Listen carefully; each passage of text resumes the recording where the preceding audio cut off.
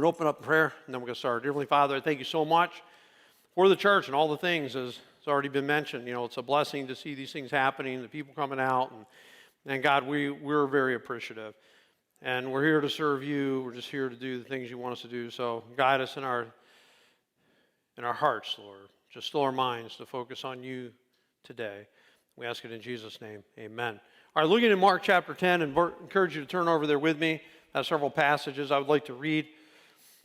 When I was a teenager, one of my first main jobs was to work in, high school job, was working in a clothing store just down the hill from us. And one night a lady came in, and they would turn me loose at times by myself, which I really enjoyed. And so, get to be a teenager and get to run the store. And so this woman came in, and she asked where her shirts were or something like that. And I said, okay, they're right over here. And she yelled at me. She goes, I want to be sold. And I'm thinking to myself, okay, that's illegal for one thing, right? You know what I'm saying? I'm not going to sell anybody. And what she wanted and what she's asking is this: I want you to bring every shirt to me on this counter. Put it on the counter in front of me. That's what I want. So anything that I want, you're going to bring it to me. I'm going to stand here. Aren't you special? You know? And so I forget all what happened in that whole thing. I know that a week, 2 weeks, 3 weeks, whatever it was later, she apologized to my boss for it and said, hey, I went in there and I shouldn't have talked to, the guy like that, and so on and so forth. But this sticks in my mind, when I'm growing up, that who are you? Who are you? I don't know who you are. That woman could have had $10 billion. I don't know. I don't know what your title is. I don't know why you think you're so stinking important, but obviously she did. And in life, if we're not careful, we can get some inflated opinions of ourselves to think we're more important than we actually are. And we are much wiser to think lower of ourselves than to think higher of ourselves. And you got a great story here with James and John, and my challenge is, because we're talking about service today. Now, we're in a sermon series talking about constants in a world of variables. This world seems ever in flux and ever changing, and most of us would admit it's crazy. Like some of the stuff going on, some of the ideas out there. No matter what, there are certain things that are just going to be true. Like last week we talked about you got to work hard.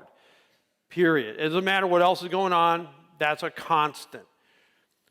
Constant in life is service. I've got to be doing things that help other people. I've got to, as the Bible says, put others above myself and not just think of me. Constant, steady in life. So the challenge is to be great by serving. Now, the reason, just so you guys know where we're headed, he's going to say this. Now, we're going to talk about the story ahead of it. He says, not so with you. Instead, whoever wants to become great among you must be your servant. Whoever wants to be the first must be slave of all. For even the Son of Man did not come to be served, but to serve, and to give his life a ransom for many. That's where we're driving to in this passage today. If you want to be great, serve. You want to be first, be the slave of all. Son of Man, look at my life. I didn't come here to be served. I came here to serve. Recognizing this, as soon as he makes that comment, I didn't come to be served, what's he recognizing? Some people, that's their thinking. They do want to be served. They're not here to serve others. They're here to get served. And he's demolishing this thinking, because greatness is not about praise, power, or position. That is not what's going to make you great in God's eyes. It doesn't matter how big you are. If you go to Revelation chapter 20 and you look at the great white throne of judgment, when people stand before God, it says the great and the small are all there. And they're all equal at that point, right? It doesn't matter if they were the wealthiest person on the planet or the poorest person on the planet.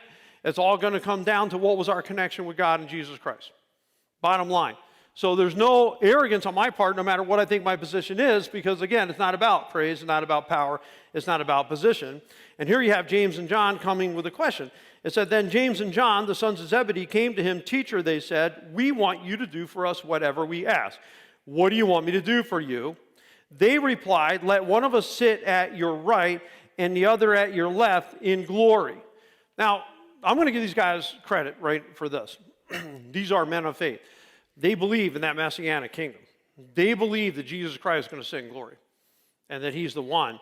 And they're asking, we want to be right and left. So they want these positions of power, these positions of influence, and they're asking for that, but they have the faith. Now, apparently, they believe that they deserve it. They believe that somehow they're better than the other guys, right? We, James and John, we want to sit at your right and left. That means we don't want the other James to be there. We don't want Matthew to be there. We don't want we want Thomas to be there. We don't want anyone else to be there. We want to be there. We deserve it. We deserve to have the high spots. Now, one thing I thought about in this passage that I never really asked myself before was this. Just to remind myself, who's asking this again? Who's coming? It's James. I hear it over and over and over again. My mind's always riveted to the fact that they ask the question, and is riveted to the fact that he says, hey, be a servant. You want to be great, be a servant. That's where my mind always is. But I wanted to think about these guys, James and John. James and John, these two guys, they are of Christ's 12 disciples. They're in the group of the 3 closest. They are among the first ones that Jesus Christ is going to call and say, follow me. They're among them. They're known as the sons of thunder. John, he's going to write the Gospel of John. He's going to write 1st, 2nd, and 3rd John. And he's going to write Revelation. James will be one of the early martyrs of the church. Killed. Herod ran him through with a sword in AD 44. So you look at their lives, are these guys great guys? They are absolutely great guys. There's no doubt about it. And yet still, even them, as great as they are, as spiritual as they are, as much around Christ as they've been, they're still thinking about position. They're still thinking about praise, thinking about being above other people. That's where their mind's going. I'm just better. I'm a cut above other people. And Jesus Christ, so I look at that and say, yeah, if they searched that aboveness in others, as spiritual as they were, couldn't that then be a problem for us? Is this just a humanity issue? Is this a creation issue? I think of Satan. What did Satan do that led to his downfall? It was his pride, and he wanted to be in God's spot, correct? Now, was God doing a bad job? Is that why Satan wanted to take over God's spot? Because God was just doing a bad job. That's not why he wanted it. He wanted worship. What did he want? What does he ask Jesus for in the temptation? If you will what? If you will worship me, Satan says, to Jesus, God, if you will worship me, I will give you all the kingdoms of the earth. I don't even need to go to the cross, right? Let's give it to you all right now. What's he want? Worship. If we're not careful, what do we want from other people? Maybe not worship like we come sing songs to you, kind of worship, but yeah, I want to be applauded. I want to be up here. I want to be elevated. We want to sit at your right and what your left. And so Jesus Christ makes a statement about this, and then a question. He said, the statement is this: you don't know what you're asking. That's the statement. You guys don't know what you're asking. Then he asked a question, and he said, can you drink the cup I drink, or be baptized with the baptism I'm baptized with? We can, they answered. And Jesus said to them, you will drink the cup I drink and be baptized with the baptism I am baptized with, but to sit at my right or left is not for me to grant. These places belong to those for whom they have been prepared. Guys, you have no business asking this. Can we drink the cup you're going to drink? What's he talking about? He's going to die. He's going to be tortured. He's going to suffer. There's going to be agony. He goes, can you drink that cup? You guys going to be baptized? Baptism I'm baptized with? We can. And Jesus says, and you will. Because again, James is going to be run through with a sword. Herod's going to kill him, right? And John will later, he'll die on the Isle of Patmos somewhere in the 90s. The guy did live a pretty long way, but he was still martyred for his faith. Yeah, you're going to drink the cup. You're going to be baptized with the baptism, but you know what? It's not for me to give. You guys don't know what you're asking. Sometimes when you have that desire, and by the way, every organization needs leadership. Every company out there, I don't care what field you're in, there's got to be leadership around there. I'm not saying that there's anything wrong with desiring to be a boss. I'm not saying there's anything wrong with desiring to own a company. I'm not saying there's anything wrong with wanting to be in the administration of a school or anything else. I believe that Jesus Christ might say the same thing to you. You don't know what you're asking. Because sometimes when you want that top spot, what you forget about is this. You are in the lightning rod position, and you're going to take a lot of strikes. Who is the top position in this universe? The top absolute position in the universe is God. On a daily basis, do you think God gets more praise or criticism? Have you ever thought about that? What's he get more of? Well, here at the church, praise. Okay. Let's take it out to Ohio. Let's take it out to the country. Let's take it out to all countries in the world. I'm going to tell you what. God takes criticism every day. God gets ripped on every day. God gets blamed every day. He's in the top spot. Jesus Christ, he's top spot. He's going to a cross. And he's going to die there. So before you wish it, understand this. Sometimes there's more to it than what you think. And you're going to get criticized. And you have to be ready to bear that mantle. If that's really what you want to do, you got to be ready for that. And I think a lot of times people like the position, but they don't like the responsibility and the work that goes with the position. Now, I want the position. Yeah, well, there's a lot that goes into that position. There's a lot of work. There's a lot of responsibility. There's a lot of effort. You're going above and beyond. If you're not ready for that, then you really don't want the position, right? You don't know what you're asking for. They want it because in this case, they want to be greater. In fact, in Mark 9, the chapter prior, they're arguing about the same thing, you guys. In 9:33 through 34, they came to Capernaum, and when he was in the house, he asked them, what are you guys arguing about on the road? Can you imagine? I mean, he hears them bickering, right? So he wants to know, hey, guys, what were you guys arguing about? When we were walking down the road, remember, what was that? They kept quiet. Like, they shut their mouth. They didn't say one word about it. What are you arguing about? Not going to tell. You know why? Because they had argued about who was the greatest. That's what they argued about. All 12 of them are already arguing. Before James and John go and ask for the top spots, they're already arguing about who's the greatest. And it's not like this. It's not like they're not arguing this way. You're greater than I am. Stop it. I am not. You're the best. I bet it's not going that way at all. Their argument is, hey, I'm better than you are. No, you're not. What do you mean? Are you kidding me? Think about what I just did last week. Were you not even paying attention to that? Like, I prayed way longer than you did. I did way more of this stuff than you. They're arguing about this because in their mind, they want that. They want that recognition. They want that top spot. And Jesus Christ, again, is going to demolish it and say, guys, serve. Man, turning the world upside down. Christianity has been turning the world upside down for a long time. And it's turning the world upside down again. Here it is. No, this is not the thinking, guys, that you need to have, because having praise doesn't make you great. When they're asking to sit in the right and left in glory, I think it's fascinating that they mention those words. They didn't say just, we want to sit on your right and your left. They said, we want to sit on your right and left in glory. Like when you have that top spot and it's glory and all the praise is coming, these guys are not thinking about, hey, I want the spot, I'm going to go out and serve other people and stuff like that. That's not their thinking. They're thinking, man, I'm going to be in the top spot. People will be coming to me. It's going to be great. There's going to be praise. And so I look at these things and say, yeah, we got to avoid that glory grab. Like if you're doing anything for your own glory, and that's your thing, man, praise me, laud me. No. That's Pharisaical stuff. That's what the Pharisees did. Remember in Matthew chapter 6. Fasting to be seen, giving money to be seen, praying to be seen. And guess what they had? Praise. They had applause. They were looking for applause. They got applause. The religious leaders. They got applause in what Jesus Christ say. But that's all you ever get. Because when you check out of this earth, you'll get nothing else. You wanted to praise the man? You got it. And guess what? It's going nowhere further than what happened in your ears and how you felt at that moment.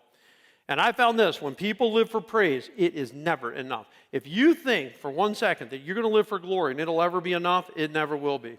It'll never satisfy you. It'll never fill you. And I have found in my life that the people that I've seen around me, and they want that constant praise. You realize, I can never fill that cup. Never fill it. Because you're looking for something that's never going to satisfy you in the first place.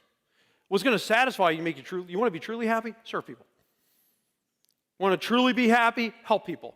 That's one of the truest highs you can ever have, is when you know you've made a difference in someone's life. But for them, that's not what they're living. And so we find, it's better to give glory than to grab glory, because we don't want to be that glory hog. We don't want to focus on our own aboveness and seeking that applause, because I'd rather never seek it and be happy than try to seek it, something that will never fill me anyway. Years ago, I remember a man standing up in church, and he read a scripture verse. And the scripture verse said that you should respect your elders. And then he said, and I'm the eldest person here, you all need to respect me. What is he looking for right now? Is he thinking about serving? Is he thinking about helping others? Oh, no. What he's thinking about, I want your applause. I want you to listen to me. I want to be the one you all come to. Do you think those people thought anything good about that, or heard him say that? Or they were all probably like me, like, are you kidding me right now? You just told you read a Bible verse clearly for you. This Bible verse was not for the advantage of anyone else. This Bible verse was read for the advantage of yourself, so that you could tell everyone here that they need to be listening to you. And I looked at it as being ridiculous at the time, and realizing it would have been better for that man to just quietly serve and say nothing. And I realized, listen, guys, I think it's good to pat people on the back. I think it's good to appreciate, and I think we should. But the biggest validation that you can ever get in your life is when you stand before Jesus and he says, well done, good and faithful servant. I'd rather sacrifice every bit of praise here on this earth and get that one than rather live for the glory, my own glory, and never hear it. Because all the stuff of this earth is going to stay on this earth. I want that which goes on. And what goes on, he's telling them, do not seek to be great. If you do, you've got to be serving. Don't make it about your own applause. And we guys, by the way, it's a good thing for us to remember, and it's a good thing for me to remember. I'm not doing things for the praise of my wife. Although if I do anything, I think I'm a hero. You know what I'm saying? Anyone else think this way too? You know what I'm saying? It's like I'll do something. I made your coffee. You know what her thing is? She made everything else. You know? I made like one thing. I do one thing. Hey, I made your coffee. Hey, did you notice, by the way, I took all that stuff out to the truck the other day? Hero. She's a hero every day. You know what I'm saying? Never says one thing about it. And all you women, I want to give you guys a hand out there who do, and fathers as well. Serve your families just quietly every day. And by the way, do I think you can kid around with your wife and remind her you're a hero? Oh, yeah. Have fun with it. You know what I mean? Joke around with it, both. Laugh. We should be laughing and we should be joking around. But seriously, I need to remember, no, just quietly serve. You should be serving at home. You should be. And it shouldn't be anything about praise. Just be serving to serve. Having position doesn't make you great. 41 through 42, it says, when the 10 heard about this, they became indignant. Yeah, I mean, they're mad at James and John about that one. And Jesus called them together and said, you know that those who are regarded as rulers of the Gentiles lord it over them, and their high officials exercise authority over them. Never the pattern for Christianity. Never the pattern for you. It's not the pattern for the church. Not have position to lord it over and to exercise authority. I believe, honestly, when it comes to my role in the home, I believe it's a very instrumental verse. I believe when it comes to my role as a pastor, it's a very instrumental verse. I believe when it comes to the role of any leadership position in the church anywhere, it's a very instrumental verse. He said, the Gentiles lord it. To lord it means this: I'm doing it for my advantage and to your disadvantage. That's lording. It has nothing to do with you. The only reason I'm even up here is because I can be, and because I have that kind of power. And so these people wanted to have that position. They wanted to flex their muscle. And it's not right. Anyone a boss just said, get out of there, I'm going to lord it over and I make you do stuff that you don't want to do just because I can. Why would you do that? Like, seriously, why would you do that? Has nothing to do with service, has nothing to do with the other people. I love the movie Braveheart. I know, man, that's like old school now. It's been around for a long time. My wife's favorite line from the movie is when William Wallace goes to the nobles and said, there's a difference between us. You think the people of this land exist to provide you with position. I think your position exists to provide those people with freedom, and I go to make sure they have it. You guys think that all these people exist for you. I think you exist for them. There's a big difference in thinking. You never want to have position just for you, to make it about you. If you hold position, your position has to be about what? Others. And when it's about others, you're listening to others, and you're paying attention, because it's not my way or the highway anymore. It's just, no, I'm going to listen to what other people have to say. We're working together. We're a team. It is not just about me having power or some kind of clout. Because if you want true influence in this world, then you've got to humbly serve. I believe it is this way. I believe that it has always been this way. If you want to make that difference and have people truly follow you, build relationships. If you're strong relationally, you're going to be a lot stronger. You know why? Because all those people will follow you because they want to, not because they have to. When you're lording it over people, they're only doing it because they have to. When you're building relationships and you're serving right alongside of them, they're doing it because they want to. That's a big difference. So I look at the teams we have, even when it comes to marriage, when it comes to power, position, and all that, it's never really been a factor, because why? We're going to be a team, and we're going to work together. When I look at the church, we're a team. We're going to work together. It's not about who has position or who has a title. It's about everyone has a chance to make a difference and have an influence, because people just don't care about how great we are. What they're going to care about is, are we listening, are we paying attention? Because having position and having power doesn't make you great. Now, he says lording it and exercising authority. I'm going to say, yeah, they're pretty close, really. You know, lording and exercising authority. Authority, they've got the power to tell you what to do. It would be like the Roman soldiers. They had authority in that land. And what did that mean? They could make you carry something that they wanted you to carry for 1 mile. Jesus said, go 2. But they could do it. And why could they do it? It wasn't about you. It was about their authority. I'm going to do it. I'm going to wield this authority over you. For me, if someone comes and tries to wield some kind of power position thing over me, you want to talk about dragging feet. Like, I'm instantly going to start dragging my feet. You come and ask me nicely, like you talk to me all day long. You know what I'm saying? You tell me, you start trying to boss and start bark orders and tell people what that's where you're going to start finding a lot of resistance. Professional sports, normal work, sports teams, any team. We need to make sure that we are coming there and we have that attitude, hey, it's not about my power. One of the things that I've noticed, and we build it early on in our society, and I just want you to think about this compared to the Bible. When you have a sports team, a varsity sports team, who carries all the equipment and the water jugs and everything that needs to be carried? Who carries it? Freshmen, right? The freshmen. Do the seniors carry anything? No way. Because they've been looking forward to having that coveted position of the team captain. They want that coveted position, let's say, if I'm the senior now. And because I'm the senior, I don't have to carry anything. All the lower ones are going to carry it for me because they're the ones that are here and they're going to serve me. So when I was a varsity coach, coaching soccer, I told my team captains, and it didn't matter if they were senior or not, it's whoever the captain, whoever the team leaders are, you guys are going to carry the balls, you guys are going to carry the water, you're carrying everything. We didn't have a team where you came as a freshman, you're going to carry stuff. We had a team where you're the leader, you're carrying the stuff. And I remember telling them one year early on, why are we doing that? I'm like, Jesus said, if you want to be great, you're going to be the servant of all. What? What's this? Jesus said that? I said, yeah, Jesus said that. Jesus said, if you want to be great, you're going to be a servant. You want to be a true leader, you're going to serve. And you're going to be right there with him. You want to talk about people rallying with you? Go in with them. Sweep a floor with them. Be right alongside of them. Don't make them feel like they're just serving you and you're just going to be the one telling them off. No, you're with them. You're picking up stuff.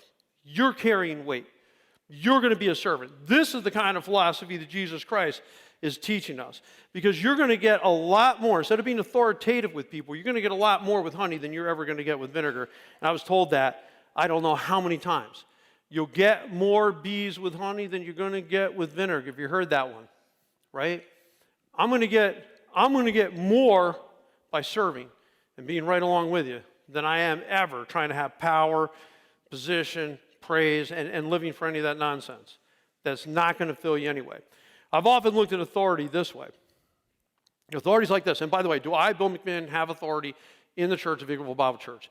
Yes. In that, I have veto power.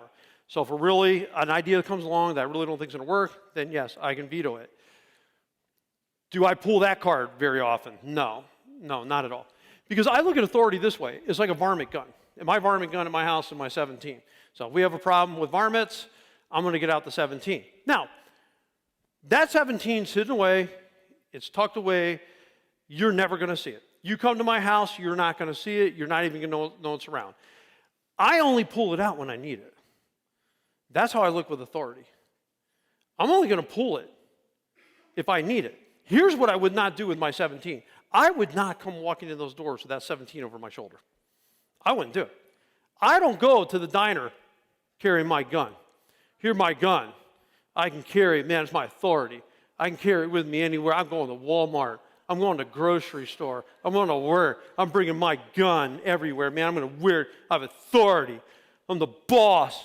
I've got the position, right? I have authority. What lunatic would do that? Seriously. I wouldn't, because I realized, no, that's just when you need it. That's authority.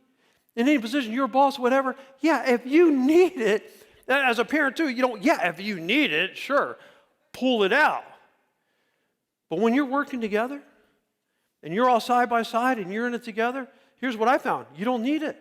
And I've already mentioned in marriage, I've just found this. I don't really need it. I don't need to play the authority card. Why? So we're just working together. We're a team. We're talking it out, right? We're talking it through. I don't need to play that card. Ever. And what is Jesus Christ saying? Do not be like the Gentiles who lord it over and who are wielding their authority. Don't be like that. Guys, don't even think like that. This has nothing to do with us. There's a lot of people just don't care about your position. They don't care about how much you have. You know what they care? They care about how you treat them. That's what they care about. I can be, hypothetically, I'd be the best photographer in the world out there on Instagram. I'm going to tell you right now, you think those people care about that? They don't care about that. They don't care about what I would even think or how I would even evaluate myself. You know what they care about? Am I nice? Do I check on them? What do I say? That's what they care about. For us, sometimes to get this idea, do you know who I am? Do you know who I am? That person out there probably doesn't even know who you are. That waiter, that waitress that comes to your table, do you know who I am? Do you know who I am? No, and they don't care. And you know what? They shouldn't care. And if you were someone, it should make a difference. They should be doing a great job no matter who's there, right? It doesn't matter. These things don't matter. Jesus Christ is saying it doesn't matter who you are. And as soon as you start thinking it, that somehow it matters. Somehow you're special. Somehow you're above. Somehow you're better. Start demolish the thinking in your own brain. And do I think you're going to have to do this repeatedly from time to time? Oh, sure. Yeah, you're going to have to knock yourself down a few pegs every once in a while. Hey, man, you're thinking a little too haughty. You're thinking you're more important than you are. You're giving yourself way more self-importance than anyone else is giving you. Just realize, no, we're nothing more but sinners saved by grace anyway, and just lowly servants. We're all working together. This is how Jesus Christ teaches it, because greatness is about service. In 43 and 44, not so with you. Don't lord it. Don't that authority stuff. No. Instead, whoever wants to become great among you must be your servant. And servant here means minister, like helper. Like you're ministering to the needs of somebody else. That's the path of greatness. I'm ministering to your needs. I'm helping meet your needs. I'm not looking at you to be helping me. I'm looking at me, how can I help you? What are your needs? That's how this passage is going. I think about even John D. Rockefeller, as wealthy as the dude was, he still swept floors in church and served as a trustee in his own church, taught Sunday school in his own church. Right? No, he's phenomenally wealthy. What does that matter? What matters is, what are you doing for others, right? What are you doing to serve and to be that normal person who can come in shoulder to shoulder with other people? So we look at this and he says, whoever wants to become first then, he said, must be the slave of all. And man, these people, to think of that, a slave to them would be giving up your freedom. Well, yeah, I mean, when I'm serving the needs of others, there is part of that I'm voluntarily surrendering my freedom. Jesus Christ certainly did it. We're going to read a passage about it, not only 45, but another one too. He surrendered his freedom. He gave it up to them. That was like, woe is me stuff. Like to that world, they would look at a servant like what Jesus Christ is talking, like, you kidding me? Nobody wants that. Nobody wants to be the service of all. And here's Jesus saying, I don't care what the rest of the world thinks. You know what matters? What God thinks. That's what really matters. It doesn't matter what how many accolades you have, how many, whatever, things on your wall, accomplishments, achievements you have hanging on your wall, how many degrees you have on your wall. It doesn't matter. What matters is what does God think? And Jesus Christ says what God thinks is you need to be serving. If you want to be the greatest, then be the greatest servant. And so that brings us to a question, what are we doing really, truly to help others? What are we doing? A lot of needs, right? There's plenty. What? VBS coming up. We got junior church. There's the Vine Food Pantry. There's the Wild Game Feast. There's sign-ups for that. You name it, man. There's all kinds of ways to plug in and serve. But one thing I wouldn't want to do is I would not want to check out of this world and have no service in my portfolio. Now, is that going to make the difference between me going to heaven and hell? No, it's not. I'm not even suggesting that. What I'd like to suggest is this. God still expects me to serve and certainly rewards in heaven, and that thing is going to come, and eternal rewards is going to come what? Through service. So I don't want to leave this planet not having done things to actually serve. C.S. Lewis paints this stuff out beautifully in the Screw Tape Letters, where he tries to get, the demon tries, the fictional story goes, the demon is trying to get the Christian to think Christian thoughts without actually doing anything Christian. Think spiritually, but, remember, get this guy to think about his mother and all his mother's spiritual needs. But what you don't want him doing is doing anything to actually help his mom. He should be thinking about how she needs Christ and how people need to be praying for her, and that's what he should be thinking. But he should not be thinking, what can I do for her today? Right? And maybe we could, if the evil has their way, what we could do is we all think about our home life and think about, I need to be praying for those kids of mine. And they need to come around, blah, blah, blah, blah, blah, blah. Okay, but what are you doing? How are you serving? What concrete thing have you done to help somebody else this week? And I believe, by the way, service does start at home. That's a challenge for me. I think it should be a challenge for any one of us. Service has to start there. What are you doing to serve your family? What are you doing to help them out? And then it would come in church and small things that I do, just getting involved. And I've loved opportunities to serve over the years in whatever it's been or whatever capacity. Man, when you get those chances to be hands-on, like worky kids when I used to help with games and do different stuff in Awana up north, man, I love that stuff. It's fun. It's just fun to do it. It's fun to be there for them. And they remember, my wife was teaching in junior church today, and she said it's so cute. She got all the little kids around her, and she moved all the tables out of the way and had them all sit on the floor. The whole lesson, they're all inching closer. She's trying to tell all of them, you can't sit on top of me. You know what I'm saying? And what are they doing? They're all like inching closer because they want to be right there by her because they love her so much. Is that great or what? Concrete service. I think it's an awesome thing. I mean, these kids are awesome. Service is awesome. And so Jesus Christ, he sets the example. And he said this, even the Son of Man did not come to be served, but to serve and to give his life a ransom for many, meaning that he died for us. He gave his life a ransom so that I could go to heaven and have my sins forgiven. But he said, I didn't come to be served. And why does he say that? Because he's talking to people who wanted that. That's what his disciples wanted. They wanted to be served. And he said, guys, but I didn't come to be served. I came to serve. See, what do we long for maybe secretly in our hearts? I want to be served. I want people serving me. He said, no. I came to serve. And when I think about what Christ did in service, and it's found in Philippians chapter 2, it's so amazing. And a couple, even ahead of where they mention Christ directly, it says, don't do anything out of selfish ambition in Philippians 2:3, or vain conceit, rather in humility value others above yourselves, not looking to your own interest, but each one to the interest of others. And then he says, in your relationships with one another, have the same mindset Jesus did. So, listen, I want you to have the same attitude. I want you to think the same way that Jesus thinks about this stuff. Okay, well, how did Jesus think? And it said in verse 6, who being in the very nature of God, that's Jesus. So he's in heaven. He's getting praise. It's beautiful. It's pain-free, right? And he did not consider equality with God something to be used to his own advantage. He didn't see it as something to be held on to. Rather, he made himself nothing by taking the very nature of a servant, being made in human likeness, and being found in appearance as a man. He humbled himself and became obedient to death, even death on a cross. Wow.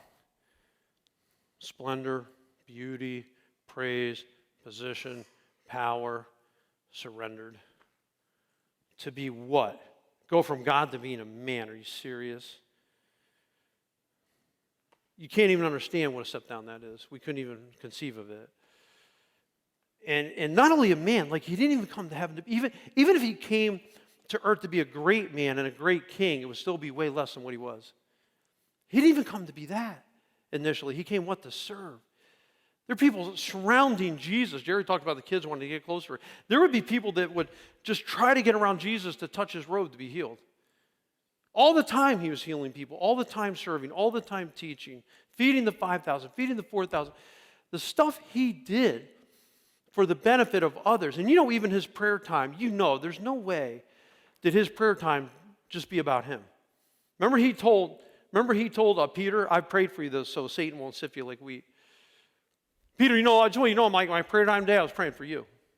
He wasn't just praying for himself. Jesus Christ, a beautiful servant, the example, have this attitude of this one who gave his life a ransom. As we conclude this time, I want you to remember that the ransom, the payment for me, the exchange so that I could have heaven, so I didn't have to go to death, I can go to heaven, Jesus took that. He came to serve. He came to die. Man, you talk about sacrifice.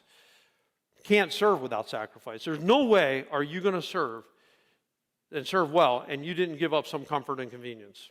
It's not possible. You're going to have to leave your couch at some point. You have to leave your comfort zone at some point. Jesus Christ did. Why? Because it was so valuable, it changes our lives. What he did for us changes our lives literally because he was willing to be a servant. I can have my sins erased. I can have my sins forgiven. I can go to heaven someday, not because I'm a pastor or doing this or that. It's all because of what Jesus Christ has already done for me. Let's stand up as we close this time in prayer. Dear Heavenly Father, I thank you that you died for us. Your service, that verse, you didn't come to be served, but to serve, is a real game changer. And that is instrumental to us in our hearts and our lives. We did not come to be served. We are here to serve. And God, I pray as a church that this week we will serve. And we get out in our community, we get out to our work, wherever it is, we're here to serve. We go home today, we're here to serve. Transform us, God. Help us to live to this standard. Is there somebody here who's never put their faith in you, that I pray now, God, would be that moment where they just say, I need you. Forgive me of my sins. Come into my heart.